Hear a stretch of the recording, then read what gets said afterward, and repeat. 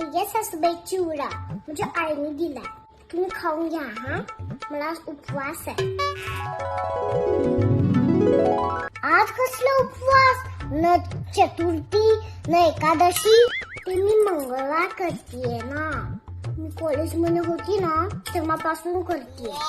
ते माहेरी, इकडे नाही घेऊन यायचं तिकडचं, विसरायचं सगळं माहेरचं. आजपासून तुझे मंगळवार बंद आणि जेवण बनवायला घ्यायचं. पाहुणे येणार आहे तुला भेटायला. बरोबर आहे सासूबाई तुमचं. या तो चिवडा. माझी आई पण ना कशाला पाठवायचं पिशव्या भरून भरून खायला. लगेच सांगते मी तिला फोन करून, आमच्याकडे माहेरचं काही चालत नाही म्हणून.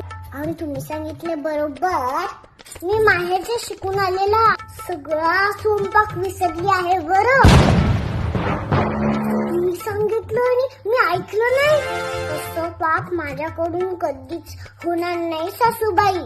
आपका हुकुम से आंखों पर. चला घ्या जेवण बनवायला. चला चला, उशीर नको व्हायला. उठा ना, अरे उठा.